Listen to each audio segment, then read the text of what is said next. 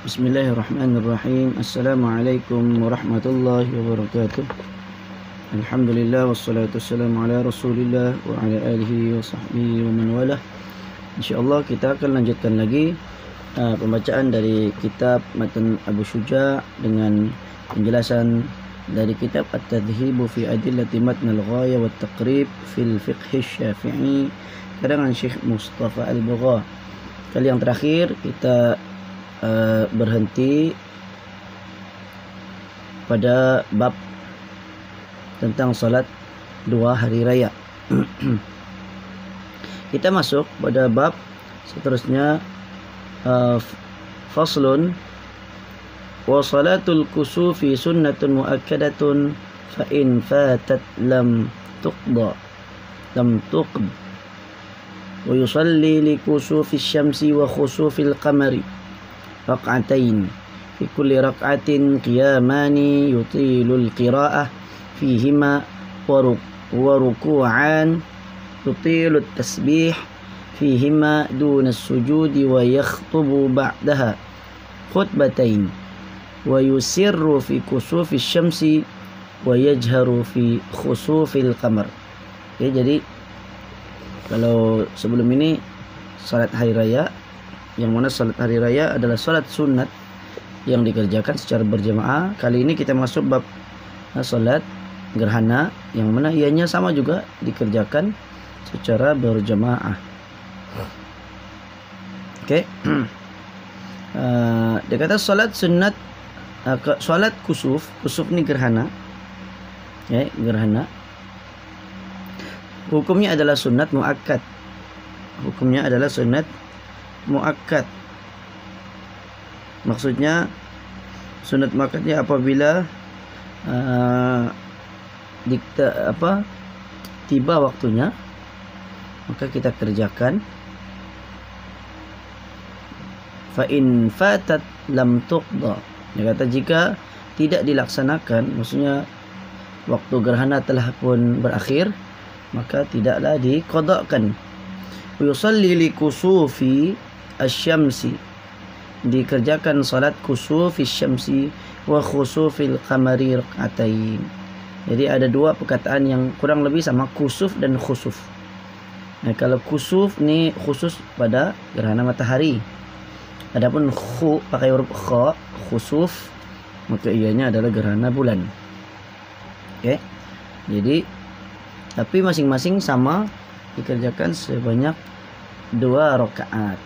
Fi kulli rakaatin, setiap rakaat, qiyamani, 2 kali berdiri, tutilul qira'a, dipanjangkan bacaan. Maksudnya bacaan ayat Quran tu dipanjangkan. Fihima wa ruku'ani, dan juga ada 2 kali ruku'. Setiap rakaat 2 kali ruku'. Tutilut tasbih, dipanjangkan bacaan tasbih, yakni bacaan dalam ruku' dan sujud. Fihima, pada keduanya. Dunas sujud. Dunas sujud maksudnya tanpa dengan membaca tasbih yang panjang tanpa sujud. Maksudnya selain sujud lah. Artinya dipanjangkan tasbih mungkin pada ruku' lah maksudnya kan. Okey. Ruku'ani yutilut tasbih fihima. Dia kata dipanjangkan dua tasbih pada keduanya. Ini pada rukuk. Rukuk tu dipanjangkan tasbihnya, bacaan subhana rabbiyal azim atau subhana rabbiyal azimi wa bihamdi. Dipanjangkanlah, maksudnya dibanyakkan bacaannya. Kecuali sujud. Dunas sujud, tidak termasuk sujud. Selain sujud. Wa yakhtubu ba'daha, kemudian dibacakan khutbah setelah salat gerhana tersebut dengan khutbatain, 2 kali khutbah. Wa yusirru fi khusufi syamsi, diperlahankan bacaan pada kusufi syamsi, salat gerhana matahari. Manakala wa yajharu, dikuatkan suara, dijaharkan pada khusufil qamar, pada gerhana bulan. Okey. Ini senang, maksudnya dia Kalau gerhana matahari ini berlaku pada waktu siang. Dan bila waktu siang, maka tata caranya adalah seperti solat pada waktu siang, seperti zuhur dan juga asar. Jadi imam tidak perlu baca kuat lah. Okay? Dibaca secara sir. Kecuali Jumaat lah. Jumaat tu khusus. Begitu juga solat hari raya. Nah, solat hari raya, 2 hari raya, meskipun dia pada waktu siang, tapi dia tidaklah sampai ke tengah hari. Kan? Kurang lebih pada waktu duha atau lebih sedikit dari waktu duha. Kan? Itu dibaca kuat. Kerana itulah sunnah dia. Tapi adapun sunnah dalam solat gerhana, maka yang dibaca kuat tu adalah pada solat gerhana bulan baru dibaca kuat pada waktu malam. Manakala gerhana matahari pada waktu siang dibaca secara perlahan mengikut solat fardu. Solat fardu pada waktu malam dibaca kuat. Solat fardu pada waktu siang kecuali subuh itu dibaca secara perlahan. Okey. Kita tengok dalil. Imam Bukhari dan Muslim meriwayatkan dari Aisyah. Dia menyatakan bahawa pada zaman Rasulullah sallallahu alaihi wasallam terjadi gerhana matahari. Maka baginda solat bersama para sahabat baginda. Baginda solat dengan melamakan waktu berdiri, lalu ruku dengan memanjangkan ruku, kemudian berdiri dengan memanjangkan waktu berdiri, tetapi lebih cepat dari yang pertama, lalu ruku dengan memanjangkan waktu ruku, tetapi lebih cepat dari ruku yang pertama. Lalu baginda pun sujud dan melamakan waktu sujud, kemudian melanjutkan rakaat kedua seperti rakaat pertama. Tapi kalau kita lihat dalam hadis ini disebut waktu sujud pun dipanjangkan, kan? Di dalam matan Abu Syuja ni dia kata tadi dunas sujud, dipanjangkan tasbih. Dipanjangkan tasbih pada keduanya.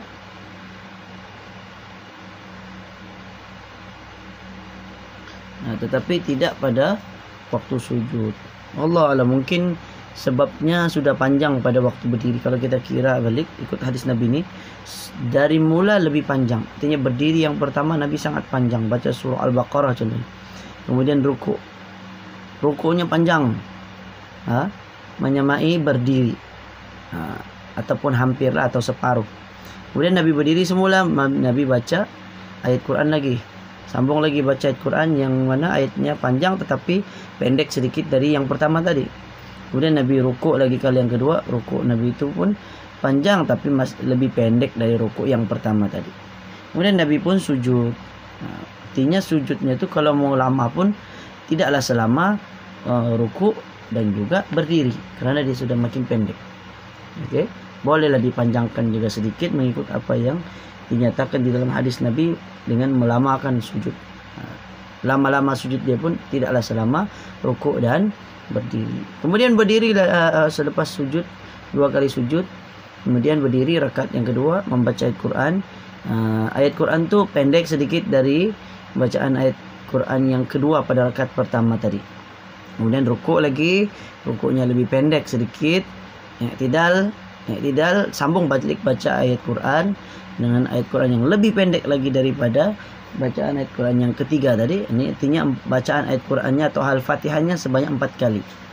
Okey, Al-Fatihah 4 kali, kemudian surah pun 4 kali. Surah selain Al-Fatihah yang dibaca selepas Al-Fatihah. Kemudian rukuk lagi kali yang kedua. Kemudian itu artinya makin pendek sudah. Kemudian i'tidal, kemudian sujud. Maka sudah tentulah sujud tu lebih pendek.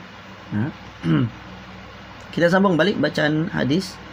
Setelah baginda memuji mengagungkan Allah, Nabi bersabda, "Inna syamsa wal qamar ayatani min ayatillah, la yakhsifani li mauti ahadin wa la li hayatihi, fa idza ra'aytum dhalika fad'u Allah wa kabbiru wa sallu wa tasaddaqu." Okey, kata Nabi, sesungguhnya matahari dan bulan adalah tanda-tanda dari kebesaran Allah. Gerhana ini tidaklah terjadi pada kedua-duanya disebabkan oleh kematian atau kehidupan seseorang. Apabila kamu melihatnya, maka berdoalah kepada Allah, bertakbirlah, salatlah dan bersedekahlah. Okey. Jadi dari hadis ini, kalau dilihat dari segi kejadian yang berlaku di zaman Nabi, pernah berlaku gerhana matahari. Maka ada sebagian orang mengatakan gerhana matahari berlaku disebabkan kematian anak Nabi yang bernama Ibrahim. Ini anak Nabi yang lahir dari Maryah Al-Qibtiyah di Madinah. Kemudian dia wafat ketika masih umur masih bayi lagi. Maka Nabi pun sedih. Dan kebetulan waktu itu berlaku gerhana. Gerhana matahari biasanya lebih cepat berbanding gerhana bulan. Gerhana bulan lebih lama sedikit, mungkin berjam-jam. Okey. Paling mungkin singkat pun mungkin sejam, ataupun sejam tu mungkin waktu dia betul-betul kemuncak lah. Tapi kalau dia bermula dari awal, mungkin kurang lebih 3 jam paling cepat untuk gerhana bulan. Adapun gerhana matahari sangat sekejap. Kalau tidak silap saya kurang lebih dalam 30 minit ke 40 menit begitulah. Okey. Tapi waktu dia betul-betul gelap tu mungkin sekitar 10 minit ke 20 minit sahaja. Jadi tidak lama. Dia waktu gelap dia mungkin sekitar 5 ke 10 menit begitu dia gelap, lepas tu dia akan terang semula sebab dia kan pergerakan bulan dan matahari itu, maka dia bergerak. Dia bukan bila dia bertemu dia stay situ kan, dia tetap akan jalan, cuma dia ambil masa tempo yang ada tempo tertentu lah. Okey. Yang dimaksudkan gerhana adalah sebahagian atau seluruh cahayanya menghilang. Ada namanya gerhana separa, ada namanya gerhana penuh. Okey. Kalau bulan tu yang gelapnya tu separuh saja, sebahagian saja, dia panggil gerhana separa. Begitu juga matahari, kalau tiba-tiba gelapnya tu hanya separuh, sebahagian, masih ada kawasan yang terang, maka dipanggil gerhana separa. Tapi kalau penuh, menutupi semua sehingga dia gelap betul-betul, baru dipanggil gerhana penuh. Nabi SAW menyatakan hadis ini kerana bertepatan pada hari kematian putranya Ibrahim AS. Sementara orang Arab jahiliyah berpandangan bahawa apabila terjadi gerhana maka telah terjadi kematian orang yang dihormati, seperti anak Nabi. Namun perkara tersebut tidak benar. Kemudian hadis ataupun dalil tentang bacaan gerhana matahari diperlahankan manakala gerhana bulan dikuatkan berdasarkan hadis riwayat Imam At-Tirmidzi dari Samurah bin Jundub radhiyallahu an, dia berkata adalah Nabi SAW mengimamkan kami ketika solat gerhana matahari, maka kami tidak mendengar suara baginda dan suara bacaan baginda. Ini Nabi jadi imam tapi tidak kedengaran bacaan seperti solat zuhur. Bukhari dan Muslim meriwayatkan dari Aisyah menyatakan Nabi menguatkan suara ketika solat gerhana bulan. Dia kata waktu gerhana bulan maka Nabi kuatkan. Maka dari kedua-dua hadis ini dapat difahami solat gerhana matahari dibaca sir kerana termasuk kategori solat waktu siang seperti zuhur dan asar. Sedangkan solat gerhana bulan dibaca kuat kerana termasuk kategori solat pada waktu malam seperti maghrib dan isya. Okey. Mungkin kita boleh sambung sedikit satu lagi. Tapi panjang jugalah. Kita baca sedikit. Faslun. Wa salatul istisqa masnunatun faya'muruhum al-imamu bit-taubah was-sadaq wal-khuruj minal madhalim wa musalahatil a'da wa siyami 3 ayyam thumma yakhruju bihim fil yawmir rabi' fi thiyabi bidlatin wastikanatin wa tadarru'in wa yusalli bihim rak'atain ka salatil aidain thumma yakhutub ba'daha. Okey. Saya baca sampai situ saja dulu. Okey. Maksudnya solat istisqa hukumnya masnunah, sunnatlah. Hukumnya adalah sunat. Faya'muruhum al-imamu bit-taubah. Imam hendaklah memerintahkan kaum muslimin untuk bertaubat dan sedekah. Wa khuruji minal madzalim, dan keluar daripada kita lihat terjemahan dia. Keluar dari kezaliman, kemudian berbuat baik kepada musuh serta berpuasa selama 3 hari. Kemudian pada hari yang keempat, imam keluar ke tanah lapang bersama mereka dengan memakai pakaian serta hati yang tenang. Pakaian harian, maksudnya bukan pakaian yang jarang dipakai, pakaian biasa saja. Ataupun ada yang kata pakai pakaian yang yang tidak terlalu elok, menampakkan kita ini benar-benar mengharapkan bantuan dari Allah agar diturunkan hujan. Begitulah. Kemudian dengan tenang dan tunduk, kemudian imam mengajarkan solat 2 rakaat bersama mereka seperti mana solat hari raya. Kemudian dilanjutkan dengan khutbah. Oke. Jadi penjelasan ini saya ingat panjang juga nih kalau kita bahaskan. Kalau kita baca dalilnya, sedikitlah kita baca dalilnya. Berdasarkan riwayat Imam Bukhari dan Muslim dari Abdullah bin Zaid bin Asim, dia menyatakan Rasulullah keluar menuju musalla, tanah lapang seperti salat hari raya, untuk melakukan salat istisqa. Baginda menghadap kiblat, mengubah keadaan serbannya, lalu salat 2 rakaat. Dalam riwayat Bukhari mengatakan baginda menguatkan bacaan. Jadi kalau kalau salat gerhana pada waktu siang itu dibaca secara sir. Berbeza dengan istisqa yang ini seperti sholat Jumat dan sholat hari raya, yang mana ianya dibaca secara kuat. Oke, ianya dibaca secara kuat.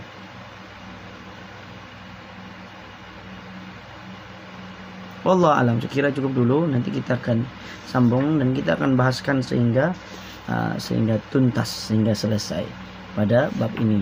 Jadi kalau cantiknya tuh kita baca satu bab untuk sekali kelas atau sekali sekali pembacaan kita untuk seminggu. Wallahu alam. Yang datang dari Allah, yang lemah dari saya sendiri. Aku qouli hadza wa astaghfirullahaladzim wa li wa lakum wa sallallahu ala nabiyyina Muhammad wa ala alihi wa sahbihi wa barakatuh. Assalamualaikum warahmatullahi wabarakatuh.